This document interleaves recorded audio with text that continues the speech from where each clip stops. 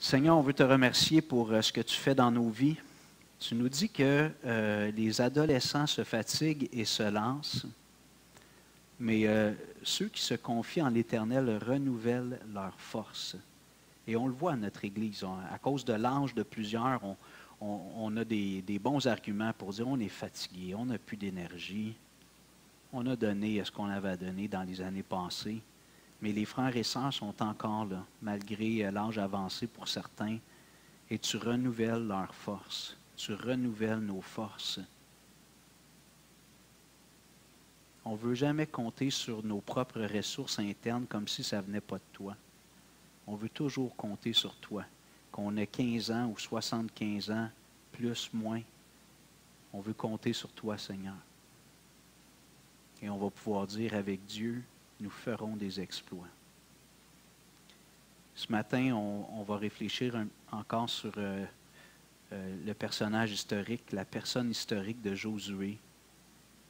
Et ce qu'on visite un peu ce matin dans le livre de Josué, c'est un homme qui était rendu à 80 ans passés.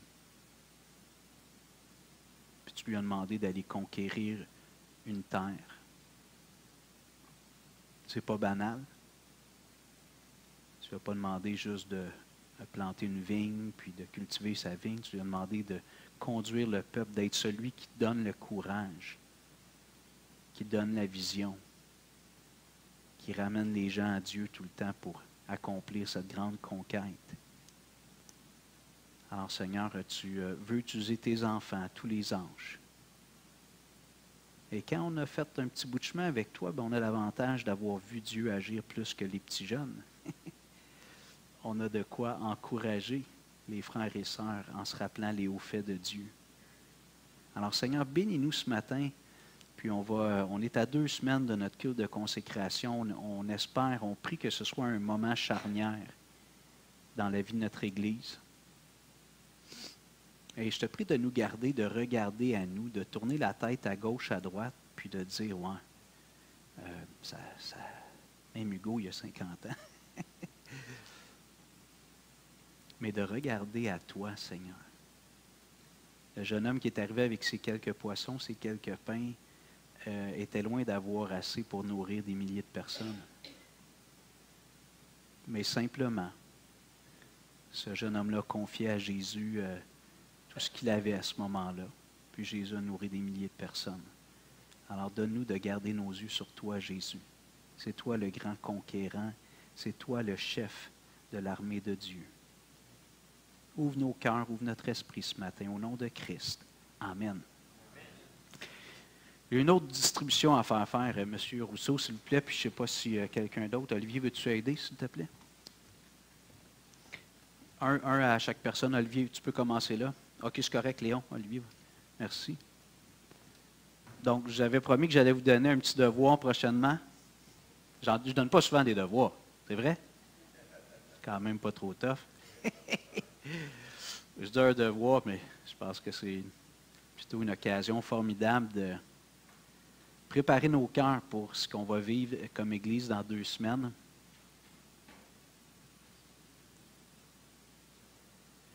Il y a quelque chose dans les Écritures qui me fascine toujours, puis ça me dépasse honnêtement. Je n'arrive pas à toujours tout bien expliquer les textes. Mais Jésus a dit à un moment donné, puis je trouve que c'est peut-être le verset qui résume le mieux cette idée-là, dans Marc 11, 24, « Tout ce que vous demanderez en priant, croyez. Croyez que vous l'avez reçu et vous le verrez s'accomplir. » L'anticipation de la foi. Emmène-en un à Ginette, s'il te plaît. Un à toi, puis un à Ginette. Merci. Qui d'autre? Ah, Edouard, je n'en ai pas eu.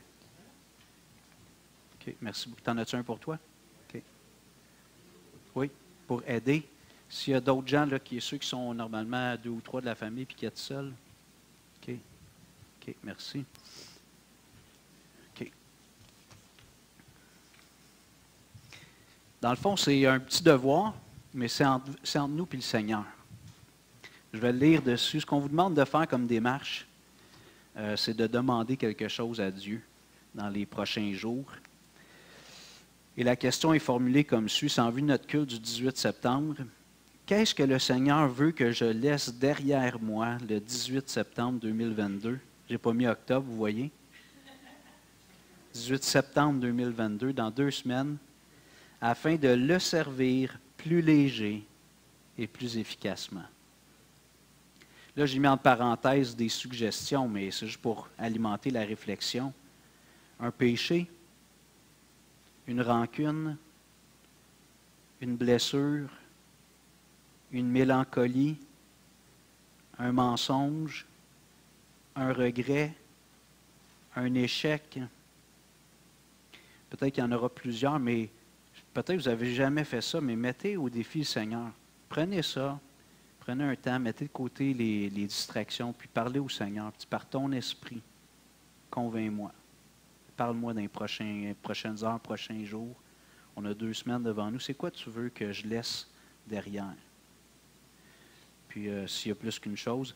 Puis s'il y en a qui veulent le partager, vous pourrez le faire pendant notre culte de consécration. Il y aura un temps, mais l'idée, ce n'est pas un genre de thérapie de groupe là, où tout le monde confesse ses péchés à tout le monde. C'est pas ça.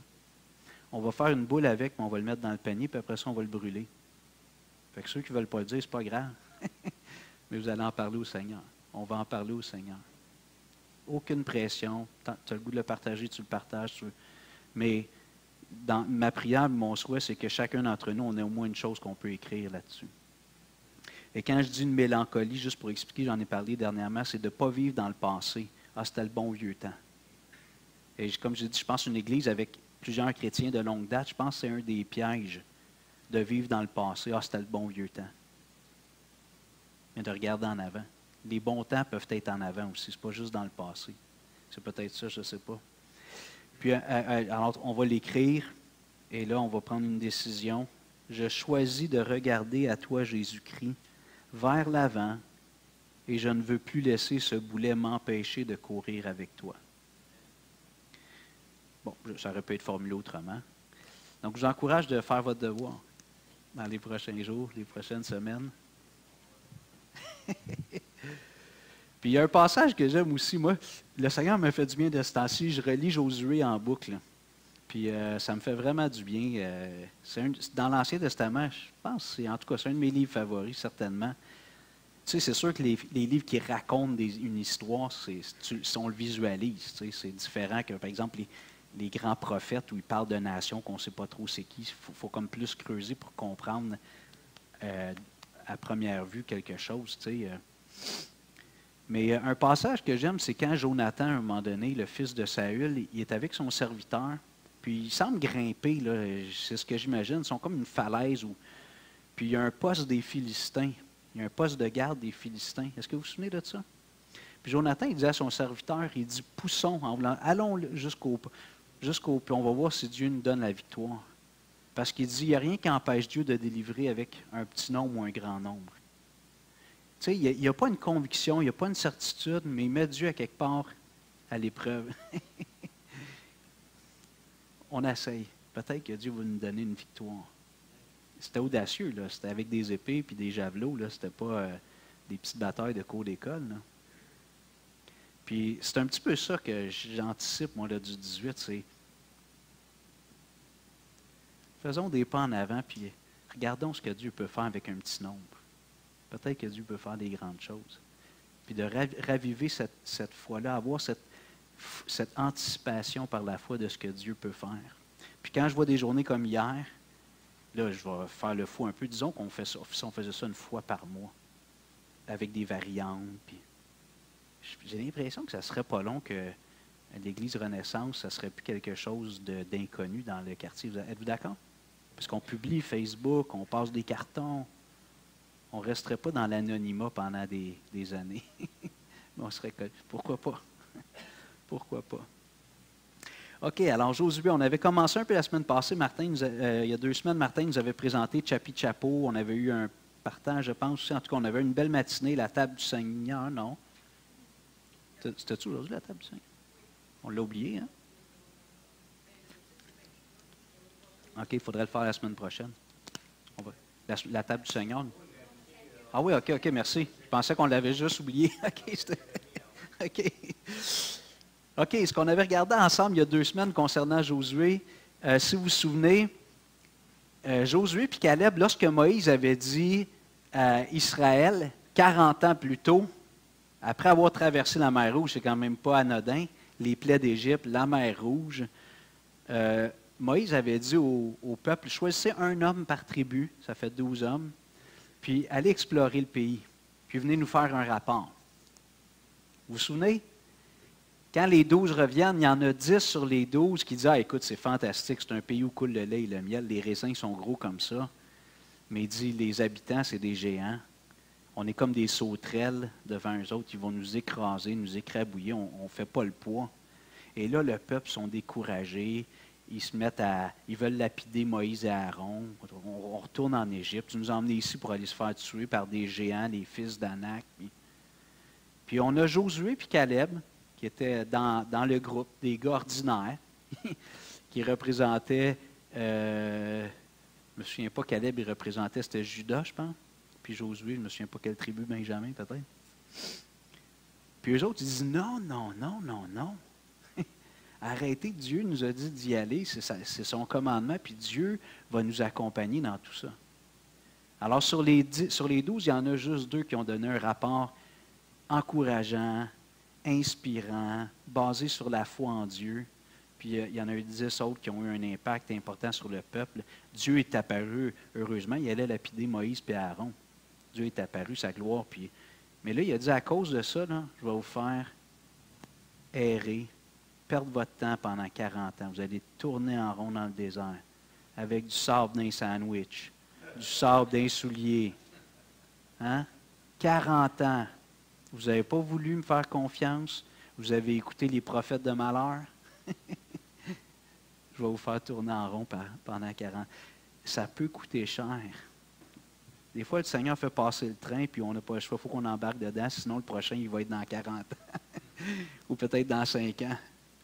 Et je n'ai pas de don de prophétie, en tout cas pas dans le sens de prédire l'avenir. Mais le 18, je pense que le train va passer ici. Le 18 septembre, je pense que le train va passer, puis je vous encourage à sauter dans le train. Regardez pas comme ça. Préparez votre petit sac à dos, pas trop pesant. On va voyager léger. Le train va passer. Et je vous encourage à préparer vos cœurs pour ça, puis à être comme Josué et Caleb. Oui, le Seigneur va faire des choses avec un petit groupe d'hommes et de femmes qui aiment Jésus, puis qui veulent se donner tout entier à lui. Vous vous souvenez que Josué était appelé serviteur de Moïse. Moi, un de mes mentors m'a dit un jour, je l'avais partagé il y a 2 semaines, il m'avait dit, Hugo, si tu n'es pas capable d'être un bon deuxième, tu ne seras jamais un bon premier. Si tu n'es pas capable de servir, puis d'être sous leadership et l'autorité de quelqu'un d'autre, qui n'est pas Jésus, mais il dit, tu ne seras jamais un bon premier. Il faut que tu apprennes à avoir un cœur de serviteur. Et Josué était appelé comme ça, Josué, serviteur de Moïse. Tandis que Moïse, lui, était serviteur de l'Éternel. Lui était serviteur de Moïse. Mais finalement, Dieu l'a choisi, puis il a dit, c'est toi la relève, mon homme. Pendant des années, tu as eu un bon cœur, 40 ans et plus. Tu as servi Moïse, tu as traîné ses valises, tu as enlevé le sable de ses souliers. Maintenant, le peuple arrive au point où ils doivent traverser le Jourdain. 40 ans plus tôt, ils ont traversé la mer à sec. C'est quelque chose, là, une mer. Là, il y a une rivière, et dans ce temps-là, moi, je ne suis pas allé, toi, tu es allé, André, le Jourdain, c'est un ruisseau aujourd'hui, hein? Pas une grosse rivière. Mais à l'époque, c'était quasiment comme un fleuve, une grosse rivière. Puis ça dit qu'au printemps, là, il y a une partie de l'année, ça débordait. C'était des rapides, c'était violent comme cours d'eau. Et là, c'était la situation. Tournez avec moi dans Josué 3, s'il vous plaît. Josué 3, 5.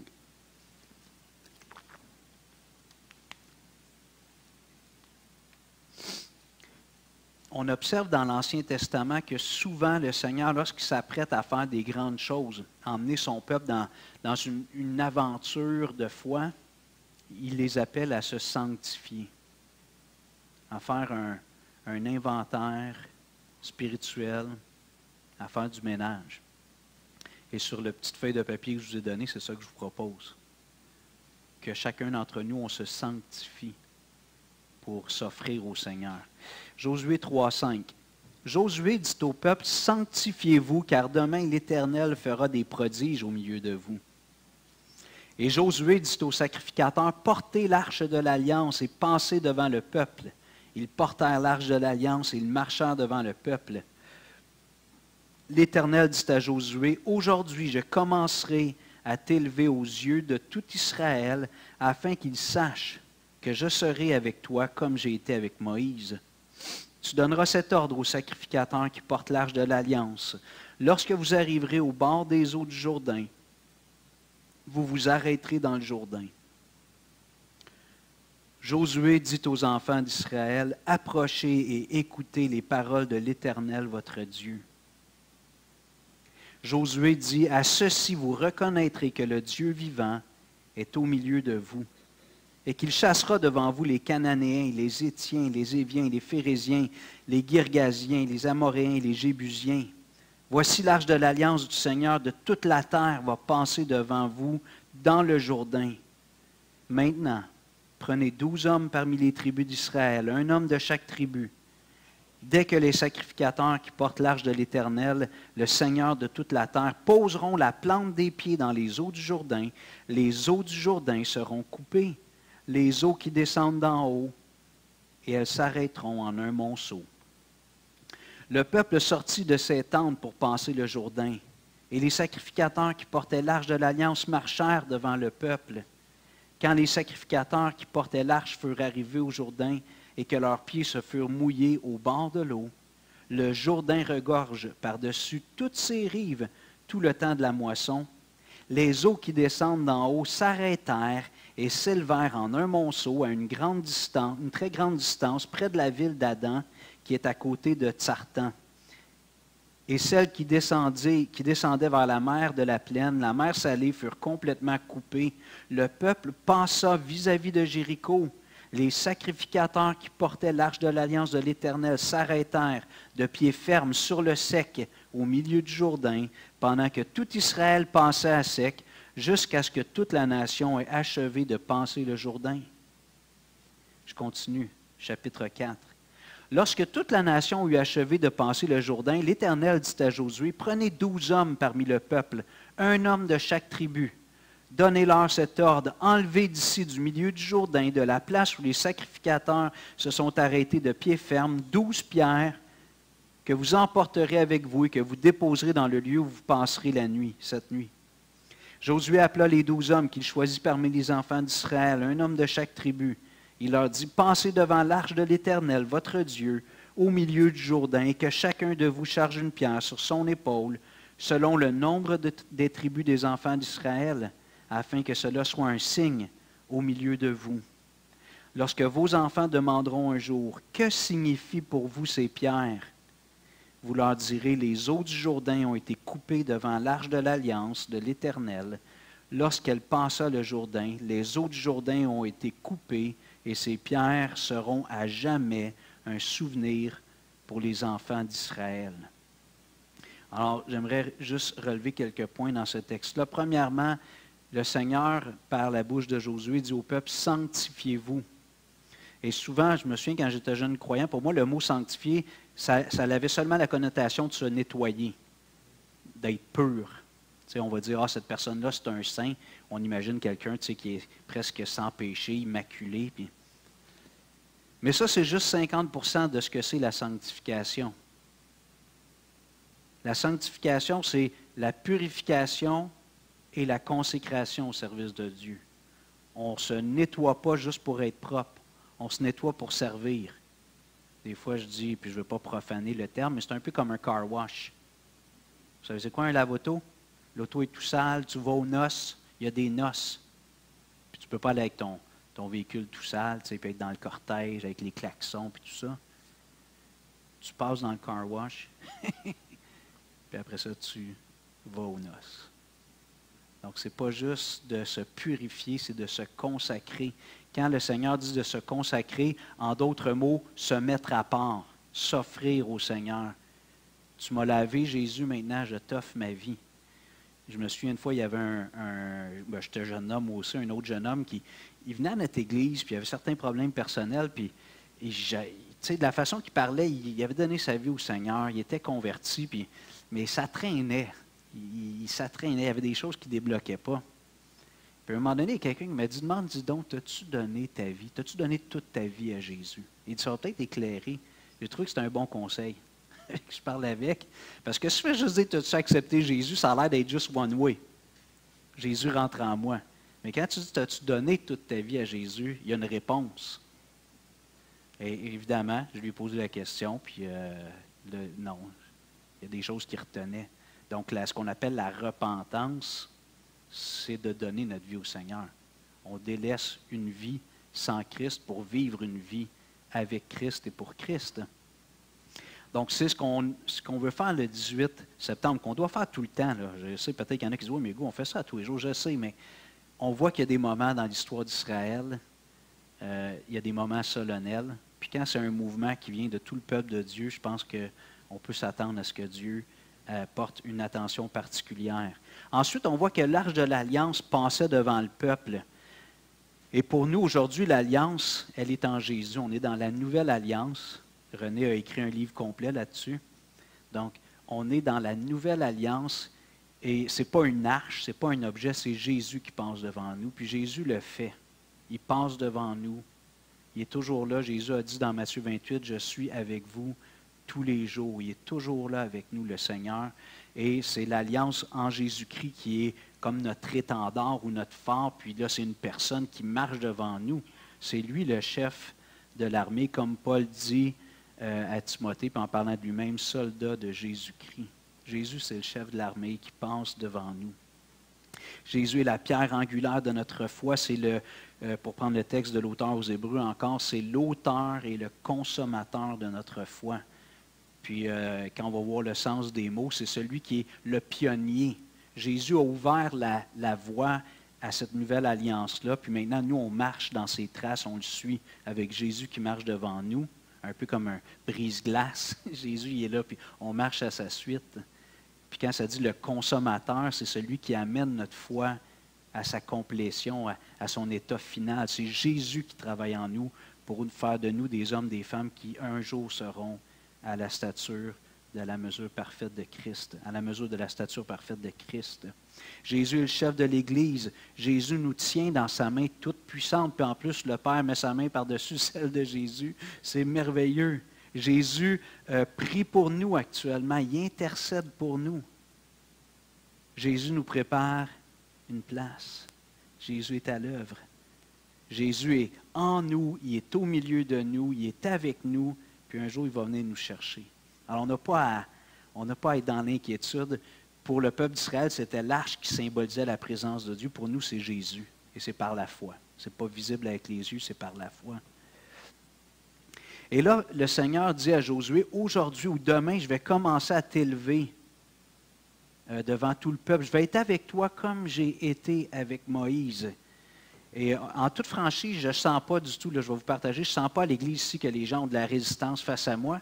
Mais comme je disais, dans les choses qu'on a peut-être à laisser derrière, c'est de dire, il y a un nouveau leadership, puis on va avancer avec. On ne vit pas dans le passé avec notre premier pasteur qui était notre préféré. Vous comprenez? Il faut à un moment donné dire, on regarde en avant. Hugo, c'est pas André. Hugo, c'est pas Miguel. C'est pas Daniel. Puis Dieu envoie les hommes pour un temps. Mais le temps où l'homme y est là, Dieu veut faire quelque chose avec lui. Puis le peuple de Dieu doit quelque part donner son appui, puis sa confiance au leader. Donc peut-être que pour certains d'entre vous, c'est peut-être là. Il y a peut-être des petites granules encore. Il y avait une sœur à Rivière-du-Loup, une sœur bien-aimée. Elle m'avait dit, c'est une sœur que j'aime beaucoup, quand elle voulait me parler, elle me prenait par le col de chemise, puis le veston, puis elle me rapprochait d'elle, elle voulait me parler. Puis quand je vais la voir des fois encore, elle me fait la même chose, mais elle me dit, Hugo, tu sais, elle dit, quand j'étais jeune chrétienne, mon premier pasteur, il m'a dit, si tu vas dans une église, tu n'es pas allé suivre le pasteur, change d'église.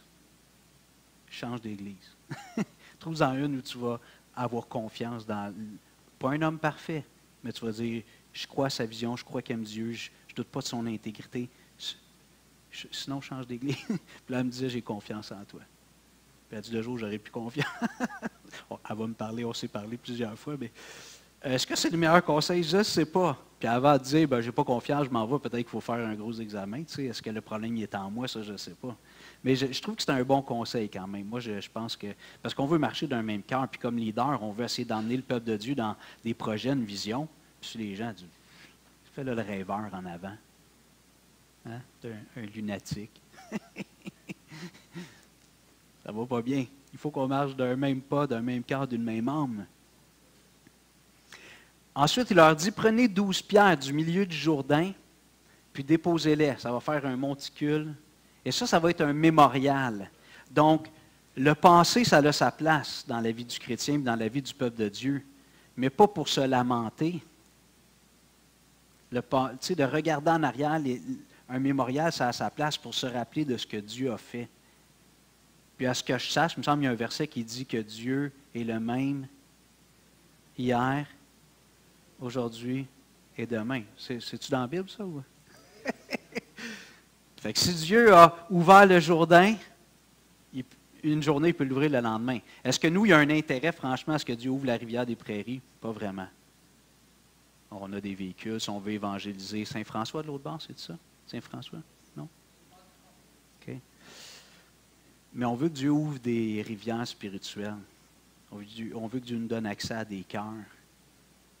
Puis qu'on puisse aller semer la semence de l'Évangile. Et si on va à la fin de Josué, chapitre 24, je fais comme un gros bond, mais je trouve que c'est un texte qui est quand même interpellant. Josué 24, verset 14. Là, on est à la fin de la vie de Josué, en quelque sorte. Jéricho, Haï, d'autres villes. La conquête, elle a bien avancé. Puis Josué est vieux. Puis il donne une exhortation au peuple d'Israël. Il leur dit, Josué 24, 14, « Maintenant, craignez l'Éternel et servez-le avec intégrité et fidélité. » Et là, regardez qu'est-ce qu'il ajoute. « Faites disparaître les dieux qu'ont servi vos pères de l'autre côté du fleuve et en Égypte, et servez l'Éternel. » Et si vous ne trouvez pas bon de servir l'Éternel, choisissez aujourd'hui qui vous voulez servir, ou les dieux que servaient vos pères au-delà du fleuve, ou les dieux des Amoréens dans le pays desquels vous habitez. Moi et ma maison, nous servirons l'Éternel. Josué, il est là, il est dans les derniers milles, puis il donne une exhortation au peuple, il dit, laissez donc ça derrière, tout ce qui vous empêche de servir Dieu avec un cœur entier, laissez ça derrière. Faites un choix, prenez une décision. Je sais qu'on est dans la Nouvelle Alliance, on a l'Esprit de Dieu, mais il y a encore des tensions entre la chair et l'Esprit. Vous êtes d'accord? C'est ça que Galate dit. Marchez selon l'Esprit et vous n'accomplirez pas. Fait que, même si on a l'Esprit, on est régénéré, on a un cœur nouveau, puis on aime Dieu profondément dans nous, c'est intrinsèque. Il y a des tensions avec la chair, puis on doit prendre des décisions. On a besoin de refaire ce processus qui est un petit peu peut-être différent. Maintenant, on va aller dans Josué 5. On revient. Prise de Jéricho. Un de mes passages favoris avec celui de David et Goliath. Josué 5,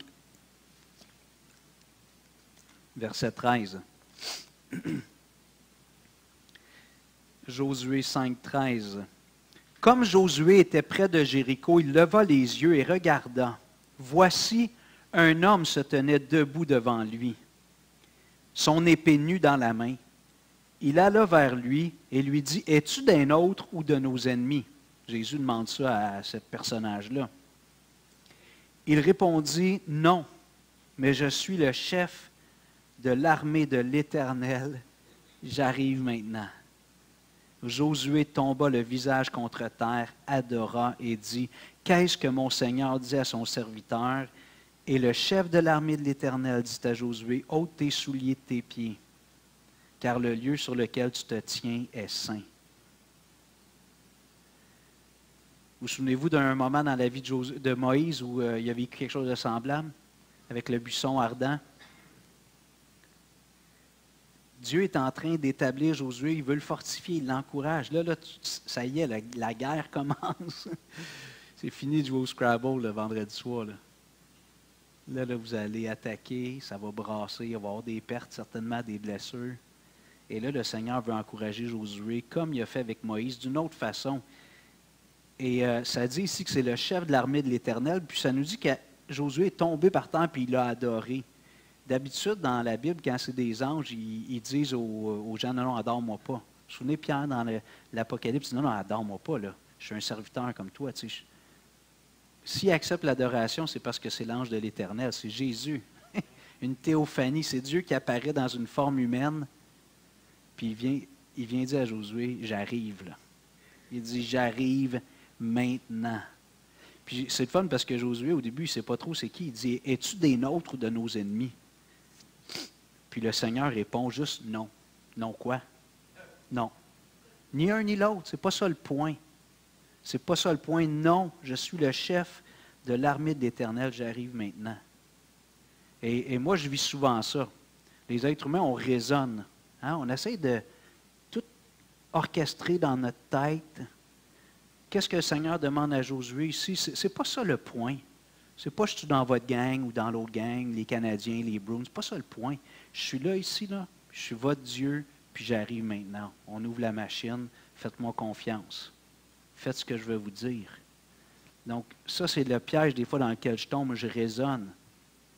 Quand on était dans le parc le 13 août, 3h30, le monde demandait du blé d'Inde. On n'avait même pas commencé à l'éplucher. Là, j'avais les mains dans la face, comme je me disais, oh non, ça va être un flop. On va manquer notre coup, tu sais. Boum! Les gens sont arrivés, ça s'est mis à bouger. Pas nécessairement comme je l'avais comme pensé dans ma tête, puis j'ai une part de responsabilité. On aurait dû mieux planifier le travail d'équipe. Hier matin, je ne sais pas pourquoi, encore un peu la même chose. C'était grandiose l'an passé. On a ramassé 1800. Moi, j'étais au-delà de mes attentes. Là, il y a comme le souvenir de l'an passé. Puis je dis, on va-tu savoir la même affaire cette année? Puis, je raisonne. Le Seigneur me dit, je suis là, je suis avec vous tous les jours, avance, fais ce que je te dis. Rayonnez, vous êtes la lumière du monde. Que les gens voient vos bonnes œuvres et qu'ils glorifient votre Père. Faites-le, je suis là. Jésus est toujours là, il est avec nous. Dieu est avec nous et ici le Seigneur garantit à Josué, je suis là avec un même genre de moment fort. Puis il lui dit, enlève tes souliers comme il a fait avec Moïse. C'est sûr que Moïse a raconté ça à Josué. Puis là, il est devant Dieu, puis il dit, même chose, enlève tes sandales. C'est une terre sainte, parce que c'est la terre que je vous donne. Et là, Dieu demande, on retourne au chapitre 6, verset 1, il demande à Josué d'emmener le peuple dans quelque chose d'irrationnel. Et il dit à Josué, c'est Josué qu'il faut qu'il dise ça à quelques millions de personnes. Jéricho était fermé et barricadé, 6-1, devant les enfants d'Israël. Personne ne sortait et personne n'entrait. L'Éternel dit à Josué, « Vois, je livre entre tes mains Jéricho et son roi, ses vaillants soldats. Faites le tour de la ville, vous tous les hommes de guerre. Faites une fois le tour de la ville. Tu feras ainsi pendant 6 jours. 7 sacrificateurs porteront devant l'arche 7 trompettes retentissantes le 7e jour. Vous ferez 7 fois le tour de la ville, et les sacrificateurs sonneront des trompettes. Quand ils sonneront de la corne retentissante, quand vous entendrez le son de la trompette, tout le peuple poussera de grands cris. Alors la muraille de la ville s'écroulera, et le peuple montera chacun devant soi. Je me souviens avec les enfants, peut-être vous connaissez les VeggieTales, c'était des bandes dessins animés, c'était juste en anglais, je ne sais pas s'ils l'ont traduit dans d'autres langues. Quand nos enfants étaient jeunes, c'était juste en anglais, mais c'est tous des légumes, là, la bande dessinée, mais ils reprennent des histoires bibliques. Il y a Larry the Cucumber, Larry le cocombe, je ne sais pas trop la tomate. C'est des dessins animés, mais chrétiens pour les enfants. Puis il avait fait justement la prise de Jéricho, puis tu vois les petits pois qui tournent en rond autour de la ville, puis là, bon, on est un petit peu dans la caricature, mais les gens du haut de la ville qui les insultent, ces gangs de cornichons, c'est pas comme ça qu'on fait la guerre, qui leur lancent des slotch puis des cafés glacés. Ils les insultent puis ils les narguent pendant 6 jours. Puis, c'est pas dit dans les Écritures que c'est ça qui est arrivé, mais on peut imaginer quand même que les gens qui disent Jéricho ils sont bien bizarres. Ils sont bizarres. Puis quand Josué a dit c'est comme ça qu'on va prendre Jéricho, il a fallu que les gens lui fassent confiance. On fait le tour en silence. Il y a de la trompette qui sonne. Puis là, on revient à la maison. OK, premier soir, c'est original, Josué. Le lendemain, OK, on va-tu passer à l'action? Maintenant, on peut-tu commencer à lancer des roches, à essayer de défoncer la porte, faire quelque chose? 6 jours. Peut-être rendu au 5e jour, il se faisait dire des niaiseries, des gardiens, ça oh, c'est fait la gang de cornichons. C'est pas comme ça qu'on fait la guerre. Mais ce qui est fantastique ici, c'est que Dieu prend un moyen où toute la gloire va lui revenir, pas vrai? Puis le Seigneur, c'est un champion dans ça. Le but, ce n'est pas de nous humilier, c'est de nous montrer sa grandeur. Puis de nous rappeler constamment qu'on a besoin de lui. Au lieu de regarder à nos stratégies, à nos ressources, de regarder toujours au Seigneur. Puis c'est correct d'avoir des stratégies et d'avoir des ressources, mais de toujours regarder au Seigneur. Le 18, je vais vous présenter des objectifs pour les 5 prochaines années. Puis ça va être mon message, le 18. Puis priez que Dieu me donne les bons objectifs. Mais je vais vous demander de faire confiance au Seigneur. Je me souviens de... Connaissez-vous Pierre et Lucie Fournier? Vous? Pierre est décédé. Hein? Oui, c'est vrai. Ben oui. OK. Ah oui? OK. Oui. OK. Merci. Pierre est décédé d'une maladie de Lou Gehrig, puis c'est un couple qui avait vécu des choses difficiles dans leur relation de couple à un certain moment, puis Dieu les a, même ils ont été séparés, je pense, pendant 8 mois, ils sont revenus ensemble. Ça, c'est un des trophées de la gloire de Dieu, ce couple-là.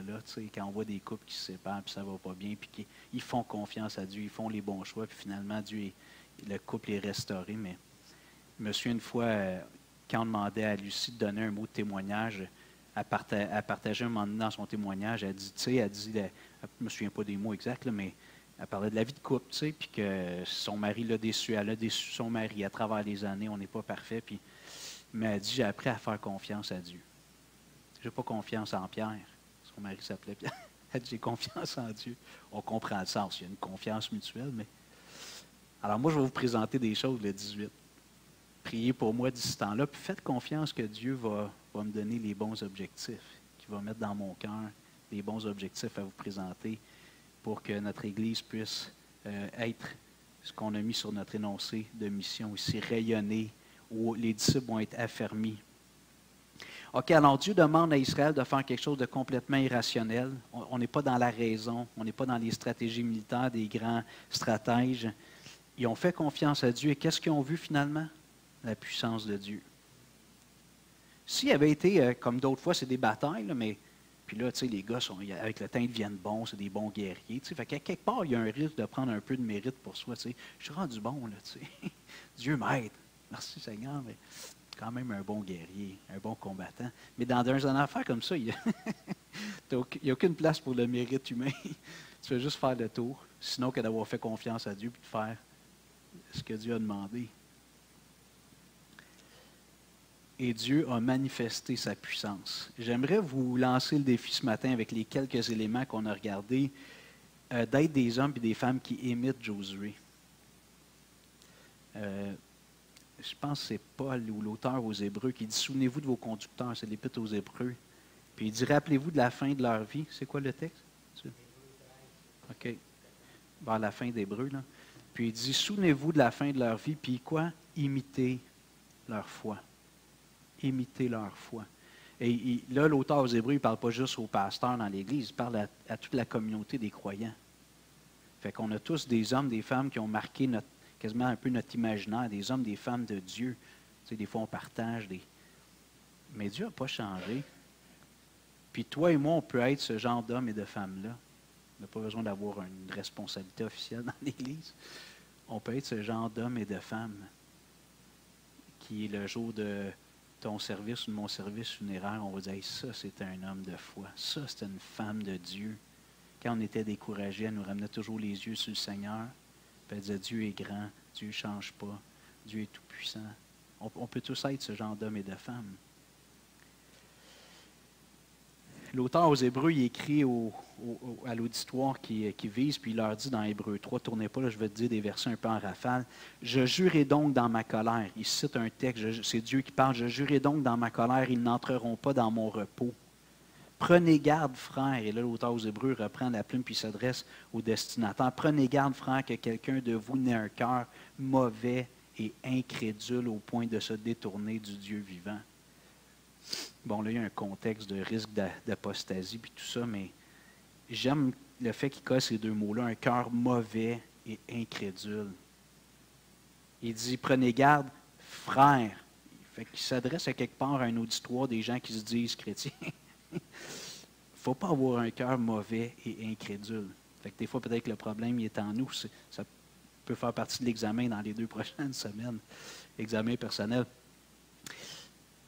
Hébreux 12, 1 et 2, un de mes passages favoris. Je ne me souviens pas, quelqu'un me l'a mentionné dernièrement. Puis il me dit, c'est un passage que j'aime beaucoup. Puis ça résonnait parce qu'il était revenu dans ma tête, dans mon esprit, dans les dernières semaines.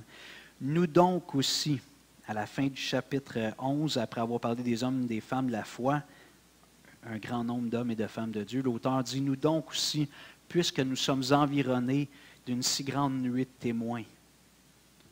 Et là, moi, j'imagine un peu le temple de la renommée. Il y a ça dans les sports, au hockey, au football. Le temple de la renommée, c'est les grands joueurs qui ont marqué l'histoire de ce sport-là. Puis moi, je m'imagine là, tout seul dans le temple de la renommée des hommes et des femmes de foi, avec leurs noms décrits suspendus sur des bannières en haut. Puis de me dire, le Dieu qu'ils ont servi, c'est ton Dieu, Hugo. Puis peut-être que ton nom peut être là aussi dans 50 ans. Puis vous comprenez, on ne veut pas que notre nom, ce n'est pas ça le but. Mais Dieu ne change pas. S'il le fait pour ces hommes, ces femmes-là, Dieu peut le faire avec toi aussi aujourd'hui. Nous donc aussi, puisque nous sommes environnés d'une si grande nuée de témoins, rejetons tout fardeau. Tu sais, quand je parle des rancunes, une mélancolie qui est comme un fardeau, ça a l'air de peut-être quelque chose d'heureux, c'est des beaux souvenirs, mais finalement, c'est pernicieux. Je vis dans le passé. J'ai eu une blessure profonde, je n'arrive pas à tourner la page. Ça, c'est des fardeaux, entre autres.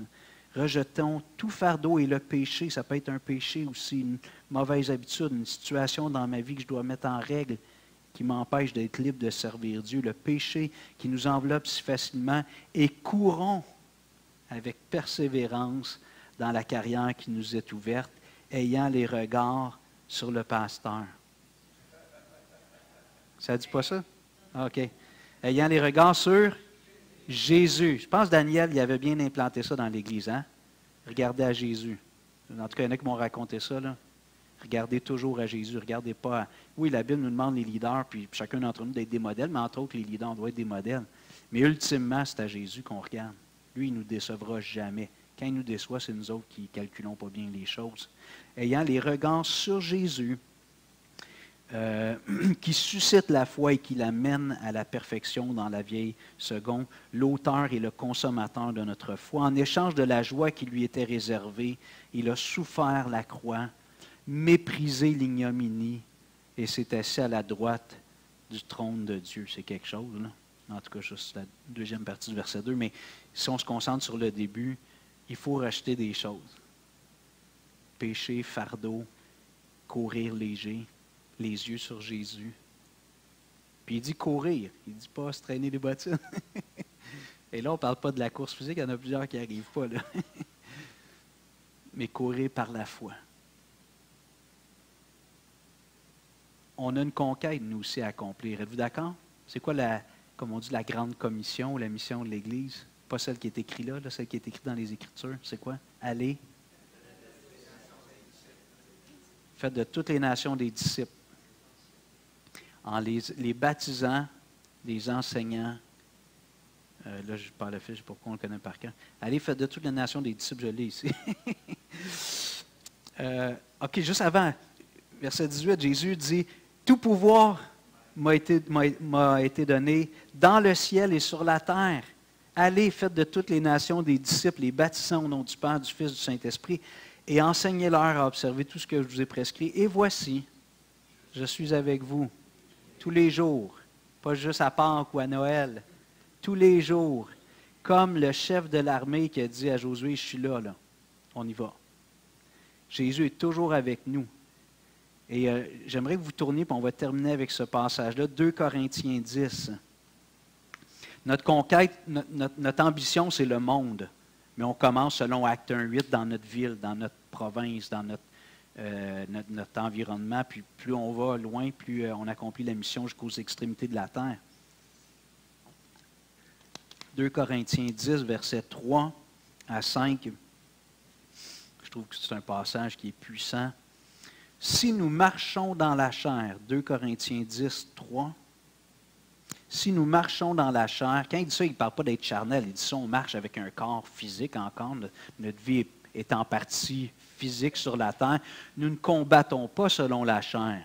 On ne prend pas des épées, des mitraillettes, Non, notre combat, il n'est pas comme ça. Car les armes avec lesquelles nous combattons ne sont pas charnelles, mais elles sont puissantes par la vertu de Dieu pour renverser les forteresses. Nous renversons les raisonnements et toute hauteur qui s'élève contre la connaissance de Dieu, et nous amenons toute pensée captive à l'obéissance de Christ. Je ne sais pas si moi je vois un écho de Jéricho ici. Là. Nous renversons les forteresses. Et là, ces forteresses-là, c'est les faux raisonnements. C'est ce qui garde les gens dans les ténèbres spirituelles. Ça, c'est les forteresses que Dieu nous demande de renverser par les armes spirituelles que Dieu nous a données. Puis il dit, nous renversons les raisonnements et toute hauteur qui s'élève contre la connaissance de Dieu et nous emmenons toute pensée captive à l'obéissance de Christ. Moi, j'aime tellement cette expression-là. Ça met l'emphase sur le fait que quand on se convertit, on choisit de suivre Jésus. On ne fait pas juste accepter Jésus dans notre cœur, vous comprenez? Toute pensée captive à l'obéissance de Christ. Paul disait, moi, je ne suis pas libre. Je ne suis pas libre. Je suis un esclave de Christ. C'est vrai que Jésus nous libère. Vous connaîtrez la vérité vous rendra libre. Mais il nous libère de plein de choses, puis il fait de nuit ses serviteurs. Comme Paul dit, les esclaves de Christ, puis c'est pas honteux et dégradant d'être un esclave de Jésus, c'est la meilleure place à être. Le meilleur rôle qu'un être humain peut avoir, c'est d'être un esclave de Jésus, un serviteur dévoué de Jésus. Puis Jésus a droit de vie ou de mort sur ma vie. C'est vrai? Mais je l'aime, Jésus, parce que lui a donné sa vie pour moi. Je suis prêt à dire, fais ce que tu veux avec moi. Toi, tu as été prêt jusqu'à donner ta vie, puis ça a coûté bien plus cher que si ça peut me coûter de donner ma vie. Tu as pris tous mes péchés sur toi, Jésus. Alors, la mission de l'Église, là, c'est de sortir, puis c'est pas toujours physique quand je dis sortir des murs, ça peut être ça à l'intérieur, mais c'est par les armes spirituelles que Dieu nous a données, de renverser les forteresses, les faux raisonnements, les mensonges, en annonçant l'Évangile. Et comme je disais tout à l'heure, une des choses qui est un obstacle entre l'Église, je crois, en Occident, puis le monde autour, c'est qu'on n'a pas la crédibilité. Souvent. Vous êtes qui, vous autres? Mais quand on fait ce qu'on a fait hier, on gagne la crédibilité. Quand Jésus faisait des miracles qui nourrissaient les gens, tu avais beau pas être d'accord avec lui, tu n'avais pas le choix de dire que c'est un Moses de bon gars. Pas vrai? Tu n'avais pas le choix de dire que c'est un bon gars, ce Jésus-là. Je veux dire, on n'aime pas ce qu'il dit. Là. Il nous traite d'hypocrites. Des fois, il nous parle de nos péchés. Mais c'est un Moses de bon gars. Alors, un des obstacles, un des faux raisonnements, puis tout ce que nous, on peut faire pour enlever, il faut l'enlever. Tu sais, on va les enlever, ces obstacles-là. On va dire aux gens, non, nous autres, on est des gens transformés. On est des gens qui aiment leur prochain comme eux-mêmes. Vous devez le voir entre nous. Fait que quand on est dehors ensemble, qu'on rigole, qu'Edwige puis Suzette se chicanent à cause de l'argent. Non! Ils se taquinaient. Ils voient ça, ils voient la bonne humeur, la gaieté qu'on a d'être ensemble, jeunes et vieux. On est ensemble pour la cause de Christ. Noir et blanc, latino, français, peu importe. Il y avait un monsieur russe hier. J'ai parlé avec. Puis son nom, je ne me souviens pas de son nom. Puis j'ai vu quand j'ai dit, vous venez de quel pays, il y avait un accent. Il dit, je viens de Russie, il était mal. Avec ce qui se passe actuellement, je pense que les Russes, des fois, doivent être un peu gênés de dire d'où ils viennent. Puis là, moi, dedans de moi, évidemment, je dis, OK, c'est un Russe. Non, c'est pas vrai. Non, mais je me dis, il faut que j'enlève ça. Si je dis, OK, je suis content de t'avoir rencontré, puis je m'en vais ailleurs, je vais nourrir probablement l'appréhension qu'il y avait. Je dis, il faut que je reste là. Puis c'est vrai, dans ma tête, ça a comme fait, OK, c'est un Russe. Tu sais, mais je ne l'ai pas associé à ce qu'ils font, mais... Puis là, je me suis intéressé à lui, on a parlé 5 minutes. Que tu sois russe ou ukrainien, ça ne me dérange pas. Dieu aime tous les hommes, sans distinction. Frères et sœurs, je pense qu'on a de la matière à nourrir notre foi. En tout cas, j'espère ce matin. Vous avez un petit papier, un petit devoir. Je vous invite à vous lever, on va terminer en priant. Puis après ça, on va conclure le culte avec un chant. Seigneur,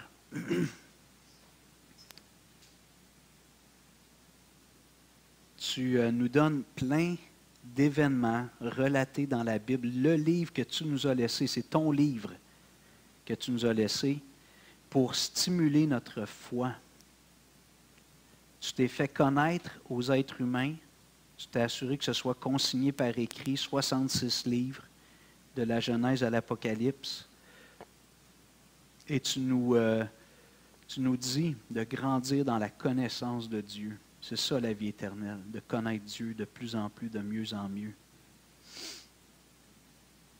Et pour ce qui concerne le peuple de Dieu, dans des termes des fois un peu moins militaires, on voit que c'est la même chose.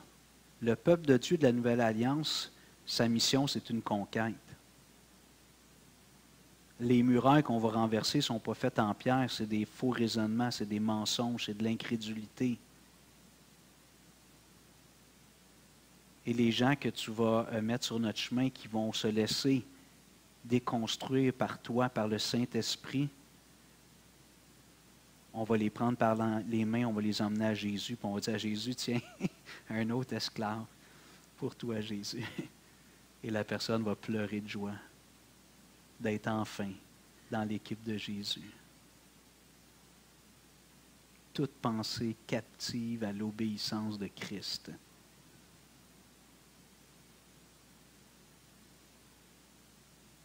Puis en faisant ça, en marchant, on va s'accrocher un petit peu les uns sur les autres.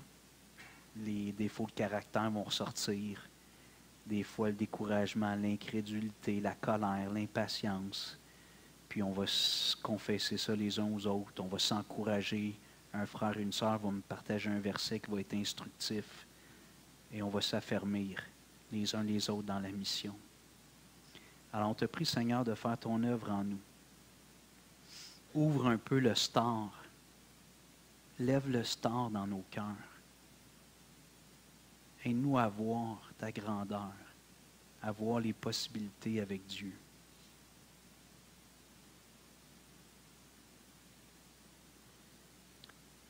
Parle à chacun d'entre nous dans les 2 prochaines semaines, que chacun ait au moins une chose qui vienne de ton esprit à écrire sur le bout de papier. Chiffonner, mettre dans la poubelle. S'il veut le partager, il le partagera. S'il ne veut pas, ce n'est pas grave. Fais ton œuvre par ton esprit dans mon cœur, dans chacun de nos cœurs, s'il te plaît, au nom de Jésus, ton Fils bien-aimé. Amen. Merci.